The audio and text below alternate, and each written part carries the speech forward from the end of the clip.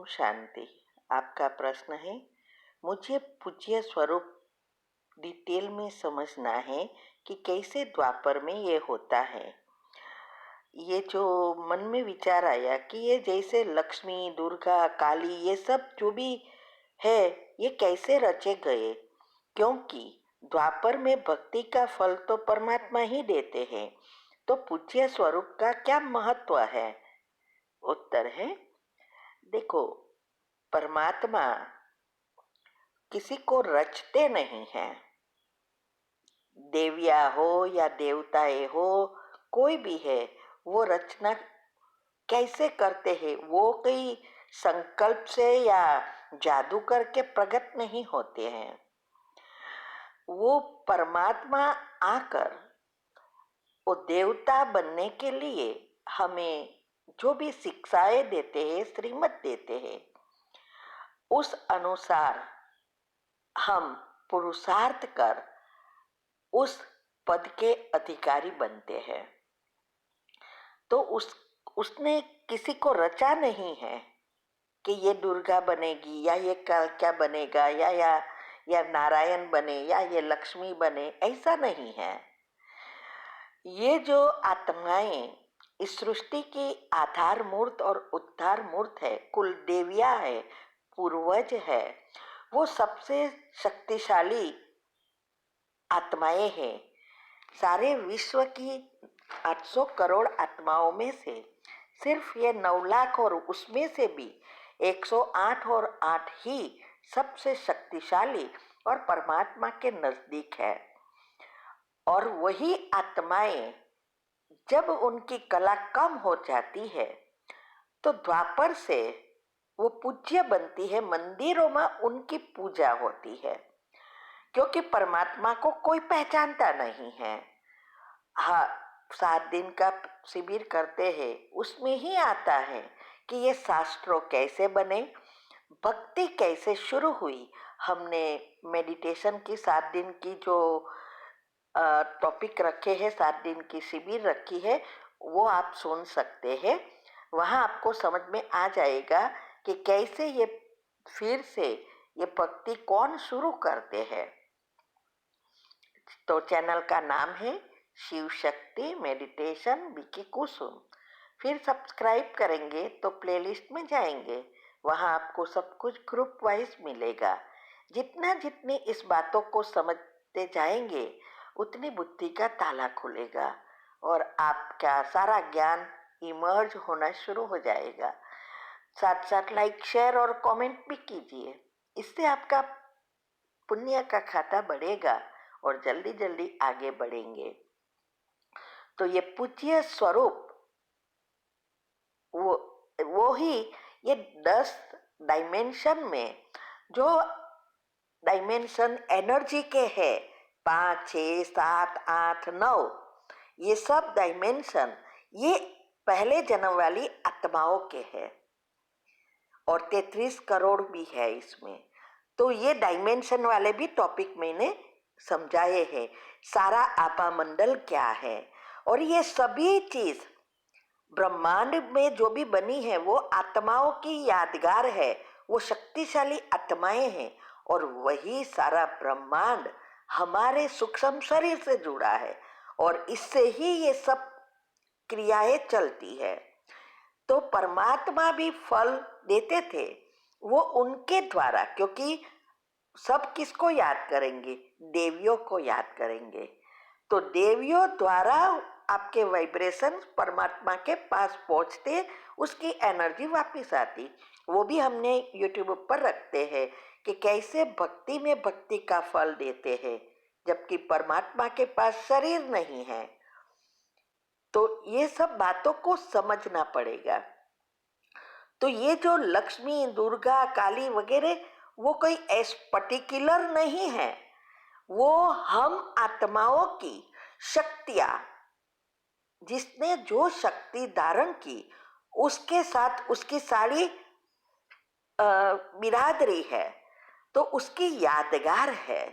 मुख्य 8, उसमें से 108 तैयार होते हैं, 108 में से 16,108 तैयार होते हैं। और इसमें से 9 लाख, और 9 लाख से 2 करोड़ और 33 करोड़ तैयार होते हैं। तो हरेक के अपने अपने आत्माओं से कनेक्शन है, मुख्य कनेक्शन है, और उस अनुसार मुख्य आत्माओं के रूप में उसकी जितनी शक्ति उस अनुसार उसकी पूजा होती है। तो ये बहुत गुह्य राज समाये हुए हैं इसमें, ऐसे नहीं समझ में आएगा। आपको ये बातों को सुनकर समझकर जीवन में प्रैक्टिकल लाना पड़ेगा।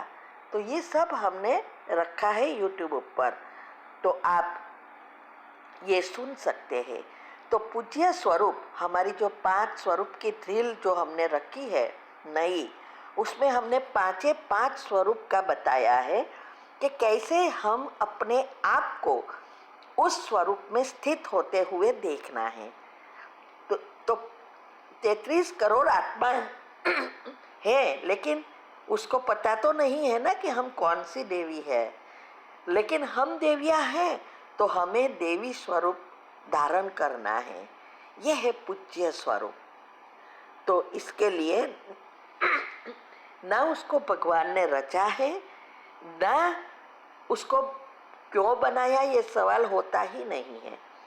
शास्त्रों में भी बताया है, कुंडलिनी चक्र में स्पेशली, कि परमात्मा ने आके कैसे देवियों की स्थापना की, वो तो ऐसे ही बताएंगे। तो उसमें लिखा है कि भगवती और कुछ नहीं है, परमात्मा से उत्पन्न हुई शक्ति है, और वो है मुख्य आत्मा। और फिर उस भगवती से सभी 9 देवियों की रचना हुई, ऐसा लिखते हैं। लेकिन हमें अभी पता है कि कैसे परमात्मा आते हैं, और श्री कृष्ण की आत्मा जो है उसको एडेप्ट कर, वो उस कहते हैं ना शिव और शक्ति, तो ये 2 आत्मा है। नाड़ियों में भी 2 मुख्य है, तो शिव और शक्ति, ये जो दोनों का कनेक्शन होता है, तब उसके द्वारा ज्ञान देकर हमें अनेक आत्माओं को तैयार करते हैं। ठीक है। ओम शांति। ओम शांति। आपका प्रश्न है कि आप अकेली साथ ऊपर रहती हो, सास और आपके पति और आपका देर सब नीचे रहते हैं, और पति भी डरता है तो वो ऊपर सिर्फ रात को ही आता है, और सब सुविधा होते हुए भी वो मुझसे ही काम करवाना चाहती है। घर में नौकर है, मशीन है, सब है, मेरे पास नहीं है, मैं सब घर का करती हूँ, और मुझे बहुत मारते भी बहुत हैं, जिससे मेरे दोनों कान फट गए, पर्दे फट गए हैं, और फिर भी वो आत्माएं बहुत दुख देते हुए भी बद्दुआएं देती है। तो वो हमारी माँ जैसी है, तो क्या मुझे बद्दुआ लगेगी? उत्तर है, देखो, पहले तो इतना सारा दुख आप भोगते हैं, यही बहुत कुछ आप सहन कर रहे हो, तो बद्दुआ कब लगेगी? ये बहुत अच्छी समझने की बात है। बद्दुआ तब लगती है जब कोई हमारे साथ अच्छा व्यवहार करते हैं और फिर भी हम उसको दुख देते हैं, तब बद्दुआ लगती है। आपकी चाहे वो सास हो, चाहे वो आपकी खुद की मम्मी हो, चाहे कोई भी हो, बद्दुआ ऐसे ही नहीं लग जाती। अभी देखो, आप इतना सहन करते हो, मारते हैं, सब कुछ करते हैं, पति को छीन लिया है, और फिर भी वो आपको दुख दे रही है, और आप अच्छा कर रहे हो, तो बद्दुआ, आपकी जो अंदर से बद्दुआएं मना दुख होता है, वो बद्दुआ उनको मिलेगी, उसके पाप कर्म भी बढ़ेगा। लेकिन अगर हम उसका ही बारे में चिंतन करेंगे तो हम भी उसके पाप के भागीदारी बन जाएगा। ये कर्म की गुह्य गति बहुत सूक्ष्म समझने की है। आप YouTube पर हमने कर्म की गुह्य गति और बहुत सारी बातें रखी है, वो समझने का प्रयत्न करो। चैनल का नाम है शिव शक्ति मेडिटेशन बीके कुसुम। फिर सब्सक्राइब करेंगे तो प्लेलिस्ट में जाएंगे, वहाँ आपको सब कुछ ग्रुप वाइज मिलेगा। और साथ साथ लाइक शेयर और कमेंट भी कीजिए, इससे आपका दुआ का खाता भी बढ़ेगा। तो ये बात ये चल रही है कि ऐसे बद्दुआ नहीं लगती है, तो आप अकेले हो और टाइम में जितना हो सके अपना पुरुषार्थ में समय निकालो और योग में पक्का बनो। नेगेटिविटी कंप्लीटली चली जाए, वो पुरुषार्थ करो और तब उसको पावरफुल योग करके इस सभी आत्माओं को आप बदल सकोगे। ये जो क्षमा की कमेंट्री है वो करो और रोज एक ही समय एक ही जगह पर करेंगे तो जल्दी आपको सफलता मिलेगी। इसके लिए सबकॉन्शियस माइंड के 10 नियम और योग के प्रयोग की विधि अच्छी रीति समझो और करो, तो ये ऐसे दुखों से छूट जाएंगे। ओके, ओम शांति। ओम शांति। आपका प्रश्न है, सैटरडे को पूजा है घर पर और मुझे फास्टिंग नहीं करनी है, बट क्या खाना खा सकती हूँ और बोलूँगी कि हाँ तो मैं फास्टिंग में हूँ, तो क्या पाप चढ़ेगा? क्या फास्टिंग करना पड़ेगा? उत्तर है, देखो, ये आपकी सांस की वजह से फास्टिंग करना पड़ता है और अगर आप भूख रह सकते हो तो करो, हेल्थ के लिए भी अच्छा है और वैसे भी कोई प्रॉब्लम नहीं है और वो लोग को अच्छा लगेगा। अगर आप नहीं रह सकते तो खा सकते हैं, फास्टिंग करने से कोई प्रॉब्लम नहीं है। और नहीं रह सकते हैं तो खाना खा लिया तो इसमें भी कोई पाप नहीं चढ़ता, क्योंकि मन से आपने नहीं किया है। लेकिन अगर आप भूखी रह सकते हैं तो वो सबसे अच्छा है, क्योंकि साइंटिफिक रीति से भी अगर हम हमारे स्टमक को नियम अनुसार चलाते हैं या कभी कभी फास्टिंग करते हैं तो हमारी सिस्टम रिसेट हो जाती है। ठीक है, तो आपको करना है तो ही करना है, बाकी आप खा सकते हैं। ओम शांति।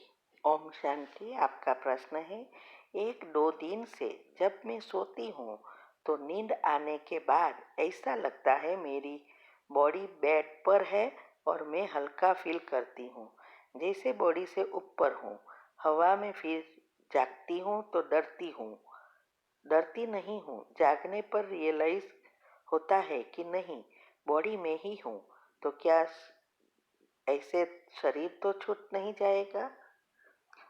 उत्तर है, नहीं, ऐसे शरीर नहीं छूट जाता है। क्या होता है कि जब हम नींद में होते हैं तो कभी कभी हम त्रेता त्रेता नहीं, हमारी तीसरी स्टेज है थीटा, उसमें से हम अल्फा में आ जाते हैं। तो ऐसा लगता है बॉडी यहाँ है और हम उठना चाहो तो भी नहीं उठ सकेंगे। ऐसा लगता है कि हम उठते हैं लेकिन उठे नहीं हैं, चल नहीं सकते और हम अलग हो गए। ये तो है, ऐसा होता है। हमें भी कई बार इवन ज्ञान में नहीं थे तो भी होता था, स्पेशली जब मैं आफ्टरनून में सोती थी तो तब ऐसा होता था कि हमें ऐसा लगे कि वो 4 बज गया है, अभी वो सो रही हूँ, उठ रही हूँ, फिर देखो तो उठी ही नहीं हूँ, वहाँ की वहाँ ही। मैं देख सकती हूँ, सब कुछ देख सकती हूँ, लेकिन उठ नहीं पाती। तो ये सब होता है हमारी माइंड की लेयर्स बदलती है और उस अनुसार हमें आभास होता है। ठीक है, तो इसमें डरने की कोई बात नहीं। ओम शांति।